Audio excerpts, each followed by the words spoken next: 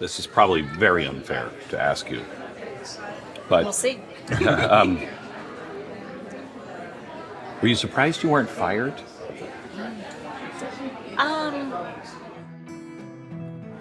It was summer of 2025 when Cracker Barrel announced that they were going to go do something different, and they were going to have a makeover. New logo. No nice old man, no Cracker Barrel, just Cracker Barrel.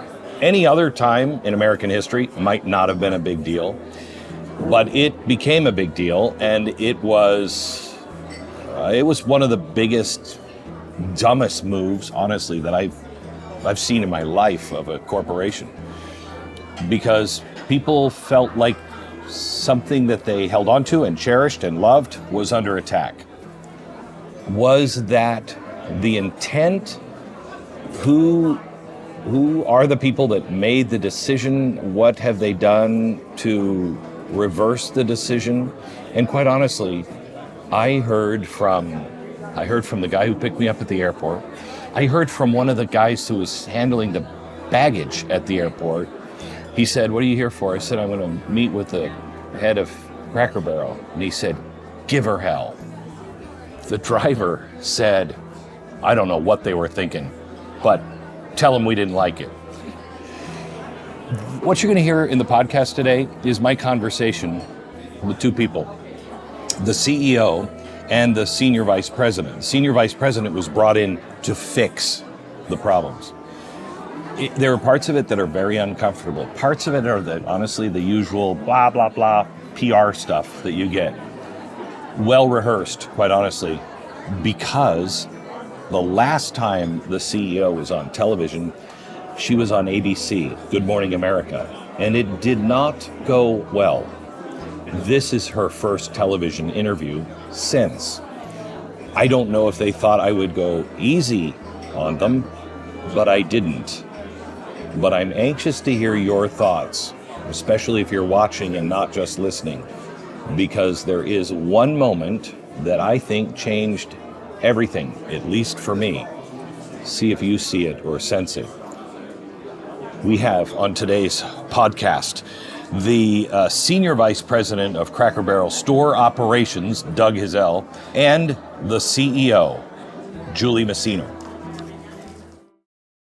As we came out of COVID, trying to hire 50,000 people back. We got a lot of our employees original back, but we lost a lot of very long tenured employees. A lot of them a little bit older and scared to come back into the environment.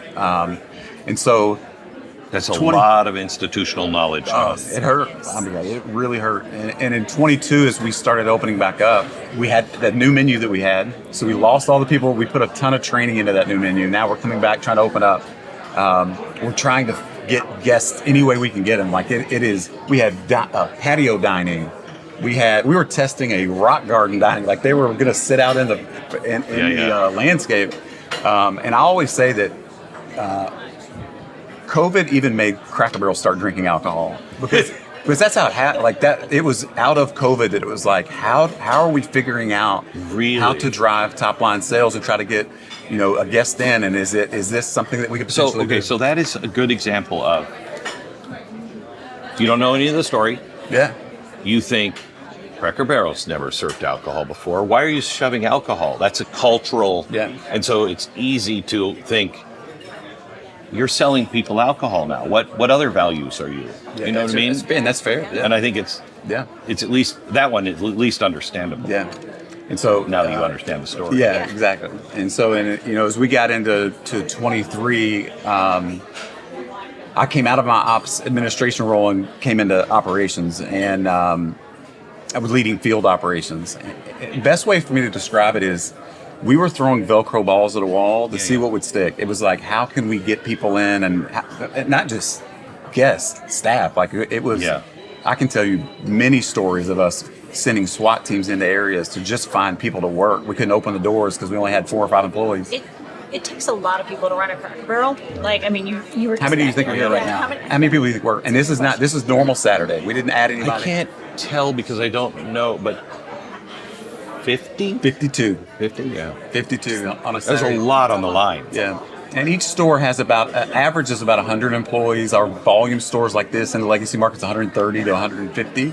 That's total. Total. And 50 at a time. Yeah. And so it was hard. I mean, we were struggling to get staff. We were struggling to get guests in. We were struggling with the new menu. And so when Julie came in, she never said it to me, but if I was her, she was probably looking at us like, wow, like we are a bit in shambles. And we were. I mean, we were, like I said, we were throwing Velcro balls at the wall. We put menu items on that we thought would drive a new guest. We added complexity. We didn't start with the kitchen and let's make the heart of the house the kitchen that can deliver the menu. We started with the menu in 2019.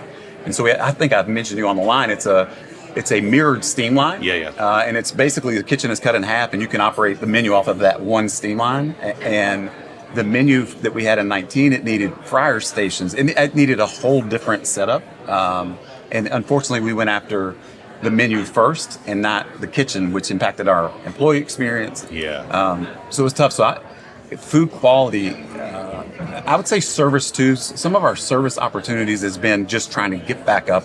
You know, the Janices of the world have been here 35 years. We lost a lot of tenure, especially on our second shift. We've got some younger servers that are coming on, never served before.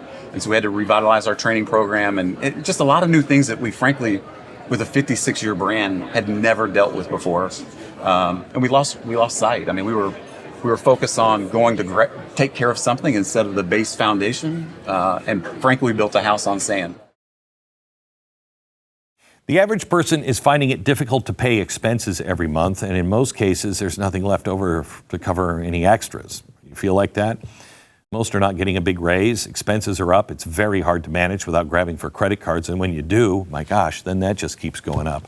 If you're a homeowner, you're frustrated with that cycle, just make a 10-minute call, no obligation call today to American Financing. If you're constantly carrying a credit card balance each and every month with a rate in the 20s or even 30s, American Financing can show you how to put your hard-earned equity to work and get you out of that debt. Their salary-based mortgage consultants are saving their customers an average of $800 a month. That's in this audience. And if you get started today, you may not have to make next month's mortgage payment. No upfront fees, cost you nothing to find out how much you can save every month. Call American Financing, 800-906-2440. That's 800-906-2440. AmericanFinancing.net. So when you came in, where was the company? That's the problem with eating and talking. I know, sorry. No.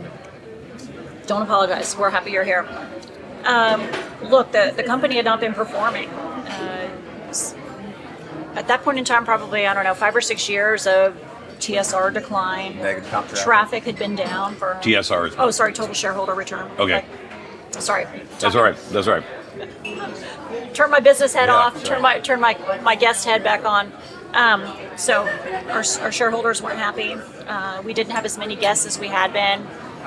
This is a business of, you can see right now, I'm looking around, it's a lot of people. It's a lot of people taking care of a lot of people, right? We have a low check in the industry. Our average check is $15.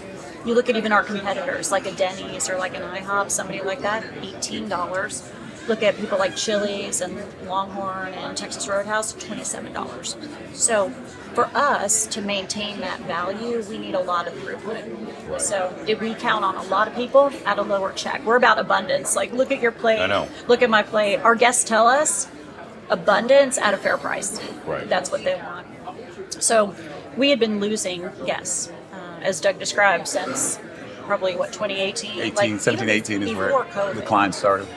So I was tasked with how do we create change in that? How do we get more people in? The people who love us. This is always about how do we keep our core guests and make them happy, Right. delight them, and just get more people to love Cracker Barrel the way they do. So started in 2017, 2018? 2017-18 was menu change. What was the thought at that time? What were you thinking should be done at that time? Just didn't know what was causing it, or? Yeah, well, one, I was in operations admin, so I wasn't close to the strategy or culinary piece. I'm kind of receiving the information, but frankly, it was about how do we create new menu offerings that will attract a new guest. That was everything about 2017, 18 was that. in particular dinner day part. So breakfast, we are very strong. At dinner, we've got the competition expands, and we're trying to figure out, what are those things that are going to bring the guests in. And Southern Fried Chicken was kind of the anchor. That's where we thought we could potentially see an impact. Don't think we realized the complexity it put on the kitchen. And then like literally right after we rolled it, going to COVID. So and think about how many more choices guests have today, right? I mean, even just from 2018 to today, brands that weren't around. I say it all the time when you think about it. Like Cracker Barrel's founded in 1969. Like there weren't a lot of brands at that point in time. Wasn't a lot of competition. McDonald's wasn't even big. Taco Bell, like those things weren't around. And now look today. You drive down this road, you drive that way. Like everywhere. Every brand, every competitor is here. But you don't. I don't know. When you said, some of your competitors, Denny's, that doesn't seem right to me. Denny's seems like an old brand. You know what I mean? Cracker Barrel has not. I don't know why. To me, it doesn't seem like an old brand. It seems like a brand but it doesn't seem old and dusty. And I think that's what. Well, you tell me. The industry classifies us with that. So yeah. I know. But I don't think people do. But the industry might. When did you hire the consultants to come in? Well, I think you all have had consultants in over the years, but... The consultants. Yeah. So when I got here, part of what I was tasked with was changing the trajectory, right? And so we really dug in first on where were our opportunities? What could we do better? Food and experience was one that raised to the top. We were not winning in that space. But there were other things that we needed to do as well. And that's when we brought in some consultants who helped us dig into our data, look at competitive data, look at people who used to come to us who don't come to us anymore, people who come to us, like what's the magic there? How do we do more of that? And people who've never even thought to come to Cracker Barrel. What do they think about Cracker Barrel? So really looking at all of those things to really say, how do we improve our food and experience? Because Doug is right. One of the first things that we really tackled, and that was one of our biggest problems, is we were losing people at dinner. And dinner is an important day part for us because, believe it or not, your check is a little bit higher at dinner. Yeah, sure it is. Breakfast. Yeah. And so that's important when we don't have that traffic. That's changes everything. So we really started there, but we actually started at the other end of it, which was early dine, and so we put early dine specials out for our guests because we'd heard like that was important to them. So $8.99, come in, you get meatloaf, home fried chicken, all of that stuff. Really just listening and making sure that we had the things that people wanted, so that they would choose us.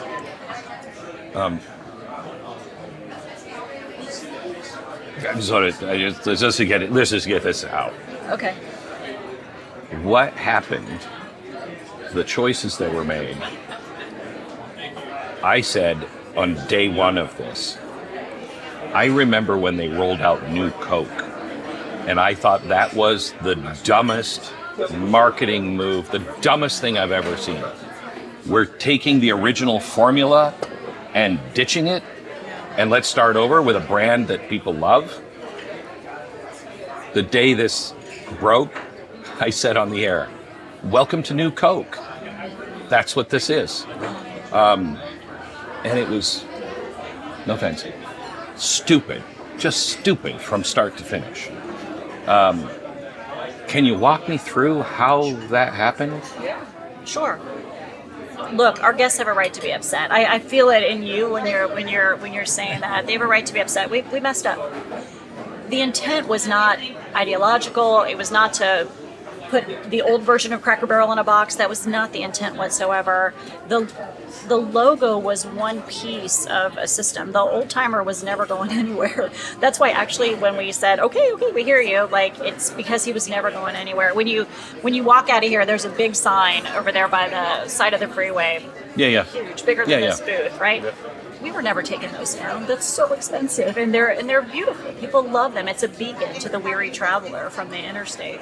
The day we rolled that, we brought Uncle Herschel's menu item back to the menu, which our guests have been asking for like 10 years. It was so unfortunate that But I get it. Like, what we didn't see in the data, again, it was one piece of what we were doing, but what we didn't see in the data was that the way people see themselves in the logo. So when the old timer and when the barrel were gone, it was like we had taken them out of it and that we weren't valuing what they valued. And we've heard that loud and clear since we did that. And I'm sorry, like I really regret that. That was not the intention. We were trying to make it, think about your phone, you know, your logo has to be this big to fit on there. We were trying to simplify it because honestly, we got a guy, we got a barrel, we got a lot of stuff going on. I have to tell you, do I have the logo? I think I have the logos. Yeah, yeah.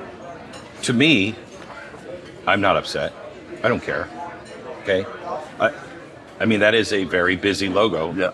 This is a more modern logo. I don't think it was about the logos. I don't. It wasn't. No, It it wasn't. wasn't. So what was America saying to you? Yeah, they were saying our values, our traditions, that's what Cracker Barrel represents to us. The story, look around, the story of America is on the walls. Yes.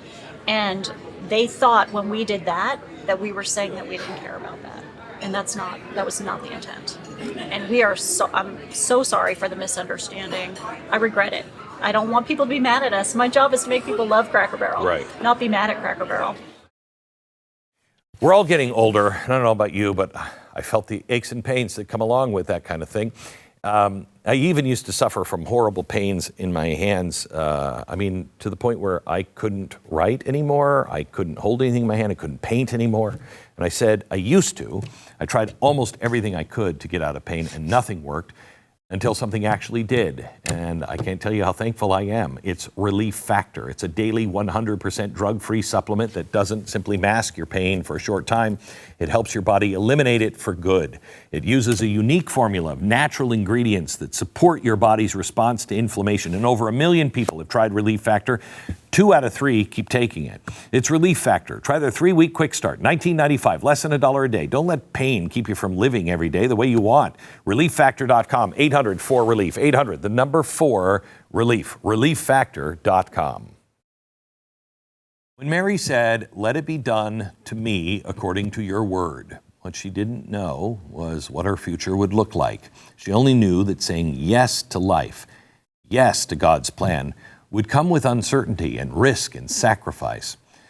And through that simple act of courage, she brought a Savior into the world. Today, countless moms face their own version of that moment. They sit in a clinic looking at an ultrasound for the first time, frightened and unsure of what to do next.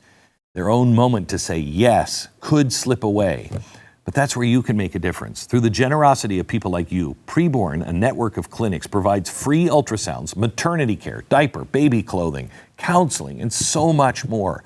Meeting women with compassion when they need it most this holiday season. Don't let another life be lost. Let the hope for hurting moms and at-risk babies just envelop you. Just say yes to life today. Donate. Pound 250, say the keyword baby. That's pound 250 keyword baby, or go to preborn.com/Glenn, preborn.com/Glenn. What was the thinking of the remodeling, and was it ever intended to get rid of all of this? Because it seemed very sterile in compared to this. I'm glad he asked. I think a lot of people think that Doug and me and other people sit around and are like, let's remodel Cracker Barrel. Nothing could be further from the truth. The notion for some of that truly came out of a lot of the work that we were doing on how do we improve food and experience. When we were talking to our guests, they said, stores could be a little bit more comfortable. They're real dark. I can't read the menu. Seats are real hard. Seats are real. Tell them your Memphis story. You'll love this, but maybe not. I don't know. We were in store. I had maybe been here a hot minute, like 2 or 3 months. 2 or 3 months, and we were out in Memphis, one of our older stores. And we were talking to the team, and we were working, and I literally saw this man walk in with a stadium cushion. Now, I've only been here a couple months. I'm like, what is going on? And in my mind, I'm going, it happens all the time. Like I've seen them all over the country carrying stadium cushions. I literally stopped in my tracks. I'm watching this man with a stadium cushion, and I'm like, I gotta go talk to him. So I waited till he got his food, and of course interrupted him while he was eating. But I said, sir, I've just got to understand. Did you just have surgery? Are you okay? Yeah, right. And he said, I love your food. I love it here, but your chairs are so uncomfortable. And he's like, oh yeah, this happens it's all all the over the time. And I'm like, wait, what? This happens all the time, and like we haven't done anything about it? And literally, Glenn, I was having breakfast with my nephew and his girlfriend not 4 weeks ago on Charlotte Pike, that way, in a store, and we were sitting in one of the window seats, and gosh darn it, if it didn't happen again, a guy gets out of his pickup truck 9 o'clock on a Saturday morning with a stadium cushion and starts walking in. I'm like, look at my husband, my nephew. I'm like, what's happening? And that's really where it all started, is how do we make the stores more comfortable? We also heard from our guests that that's why they weren't coming as much for dinner, because they want to sit in something like this. You are sitting in the second booth ever in a Cracker Barrel. Oh, you're kidding me. It's the second one. And And the reason this corner is cut like this is because the first one is over there in the corner. We figured it out, didn't we? And it was a square table, and we have a group that comes in for a Bible study three times a week. And they couldn't get around the corner. They call themselves the Corner Crew now, because they helped us learn that we needed to do this. So the remodels have been a test and learn project. How do we get the right balance of investment, of comfort, of nostalgia, of the tradition that everybody knows and loves here, but in a way that's easy for our teams to take care of? It's also hard to clean some of these things. Oh, I bet. So how do we make sure that we do all of those things while keeping the stories and the traditions and the things that people love about Cracker Barrel, and the feeling? For me, it's like the feeling when you come in and the fire's going, and you know.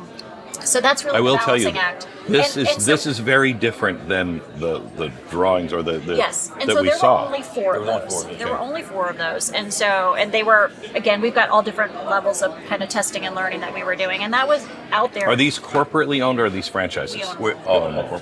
We own them all. The thing I thought people were going to not like about that is that store has so many booths. Like, we actually took out, because people have been loving the soft seating in the remodels that we've been doing, and so that has. I mean, usually Cracker Barrel is a sea of tables. Like, when you look around, we've got a lot of tables and chairs, and that one is all booths. And I thought, they're going to kill me for the booths. It's too many booths. It's too many booths. And it wasn't that. It was the black and white and the decor. So that's why when people got upset about it, we were like, oh gosh, that's not the intention. We can revert them. Like, no problem. Change the logo, painted them brown. Like, we're in the There's a couple still, because of Florida permitting, that aren't fully turned back yet, but we're getting there. There were only 4. Some people think losing their hearing just means missing a few words here and there. But it's more than that. It's missing all the jokes at dinner, all the crazy sounds of your kids and grandkids laughing, the music that used to move you to tears, and the simple rhythm of everyday life.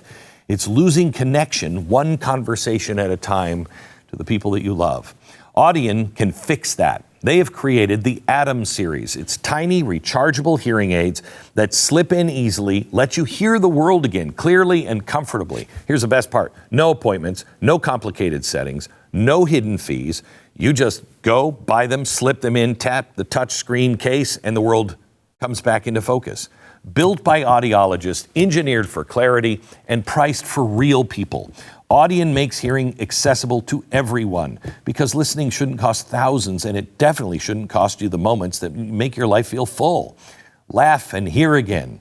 Every song that sounds, make it sound just right. That's life returning to you. Audien, bringing back the sounds, the voices, and the connections that make life worth hearing. Don't wait. Go to audienhearing.com and take control of your hearing today. audienhearing.com. In some ways, I'm going to get so much heat for saying this. In some ways, I think it was unfair. Because doing my research, I don't think it was intentional. I think it wasn't political. It was just a lack of understanding of the brand and the time in which we live. You know, I can take it from Nike, but Budweiser, any of these brands that said they were like me, I don't care how you vote, I don't care, but don't slap me across the face. And I think it felt like that to a lot of people, that you were just like, we don't care about your values. We want new customers. This is who we are. And this is unfair to you. There was that one picture that was going around of the rainbow seats. That wasn't you. That wasn't part of this new deal. But was there DEI and all that crap going on in the company? This was truly about, we, as you look around, we embroider that logo on so many things, hats and shirts, and it was truly about making it more simple as part of a system. No, but I mean, was DEI, had the company embraced DEI as a culture? Look, the Cracker Barrel has always been about welcoming everybody in. I think before I was here, we had different policies. We're here to take care of people. We're here to make sure everybody can work here, can be welcome here. Right. Yeah. So there's a difference between, I think every American wants that. Yeah. There's a difference between that and promoting, when a brand, I don't even know which one did it, it's probably Nike, all of a sudden makes it a point of saying boys can be girls and they should be in the girls' locker room. I don't need that from my brand. I don't want that from my brand. You as individuals can make whatever choice you want, but don't preach to me from a corporate place. Don't preach to me on that. Just leave me alone. I'm here to buy your shoes. I'm here to eat your meal. Can we just not have that thrown in our face? But what I'm asking you, was that part of any of the strategy that this was becoming, we have to make political statements? No, it's pancakes. Not even one time. Yeah, we're not trying to make political statements. Your point earlier about you think it potentially unfair. I think the logo was the straw that broke the camel's back. I think from 2018 forward, we had frustrated him so many times with menu items we had deleted, horrible service, bad food. We couldn't execute food out of the kitchen. We're holding guests for 50 minutes to an hour when they want to get out in 45, like that. And they were telling us, our guests, they keep coming back and keep coming back and keep coming back. And every time they come back, it's like, come on, guys, we're going to give you another shot. Get the food right. Get the service right. And we did not see that as our North Star. We had, I call them blinking lights. We had all these blinking lights happening, forgetting about, you know what, our guest is coming in to eat. And we've got to provide that experience. And then it becomes an experiential brand, where unfortunately it became transactional because the guests, they couldn't take time to even understand what was happening on the walls because they're frustrated that we can't get food out or get it right or the quality. Our focus, our focus was is just food and experience. Right. I mean, we have to. It sounds so simple, but it's why you're here. Doug says it all the time. You're here because you're hungry.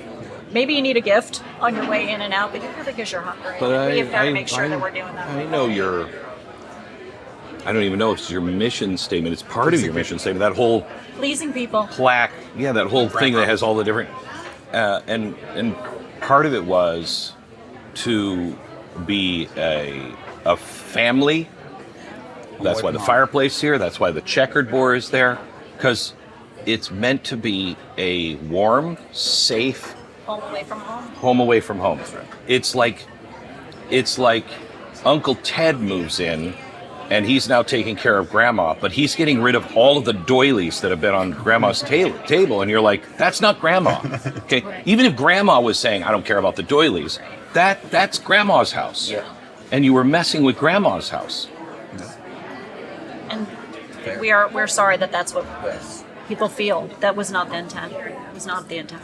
It hurts me because I don't want people to be mad at Cracker Barrel. Our job is to make people love Cracker Barrel the way that our guests do, right? And so even trying to invite new people in, it was always about how do we show them the magic that is Cracker Barrel, the stories of America, the stories of our guests, the stories of the people like Janice and Doug who've spent their lives making it great here.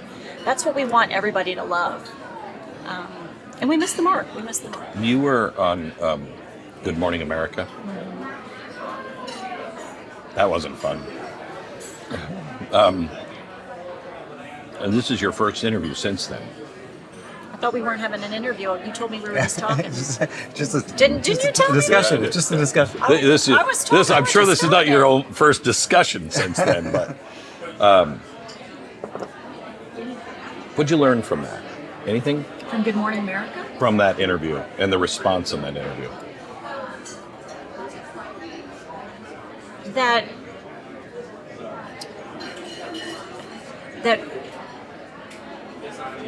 so many things have gotten in our way and we've lost focus on the things that matter, which is what we're talking about: food, taking care of people, telling the stories, letting people see themselves in this brand.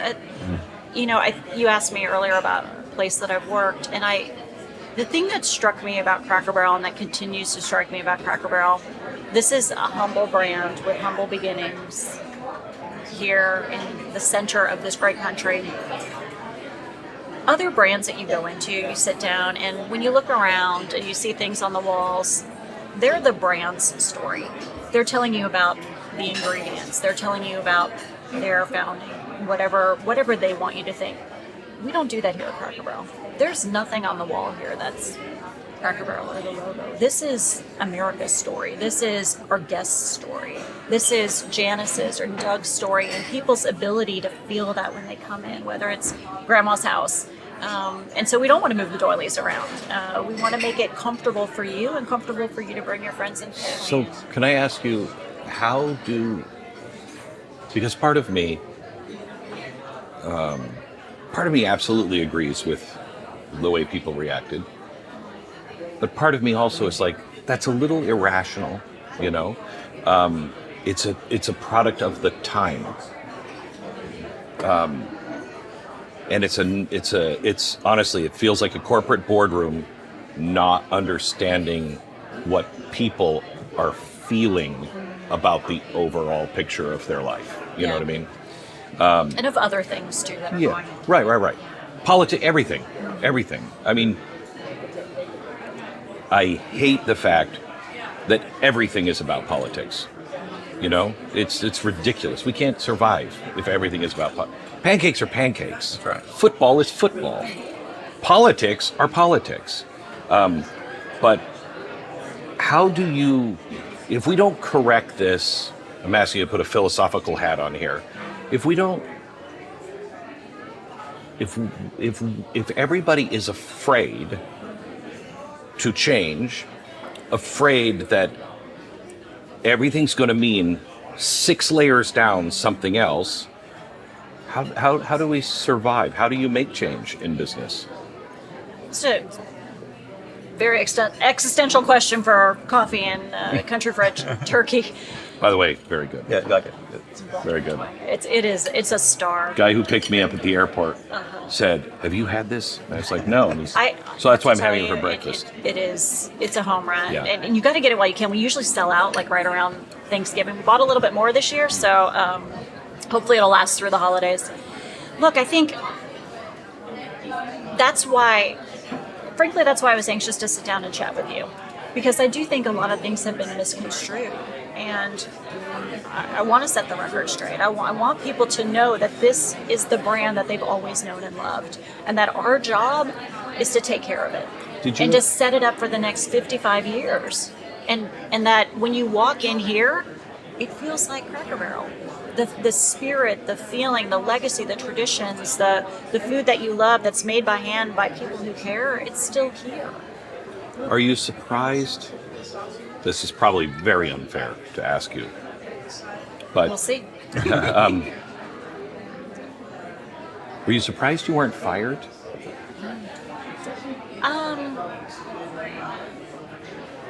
I feel like I've been fired by America. I bet you did. Yeah. That's probably worse. Yeah, because it's hard, because again, all I've wanted to do was help people love this brand the way I love this brand, the way Doug loves this brand, the way everybody who works here. I mean, the responsibility for the 70,000 people who work here, I bear that every single day. They are here to make a better lives for themselves, to take care of their families, to put a roof over their head, food on their table. And my job is to make sure that Cracker Barrel helps them do that.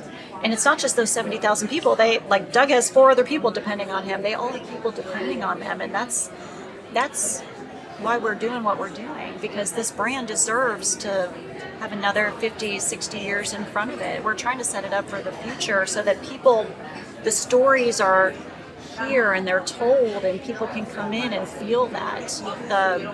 The feeling that you get here is so special. It's so unique, and I'm talking about you personally. but my job is to keep that, protect that, And I feel like people don't think I can do that sometimes, but my job is to invite them in and let them see that it's what they know and love. I mean, hopefully you feel that today, and maybe your listeners can feel that through you. So I do feel this. The beginning of that answer, which is all that mattered to me, was the most genuine thing I have heard from somebody in your position in a very long time. I can see that I can see in your eyes right now. That hurt deeply, personally. I want people to love this place. Thanks.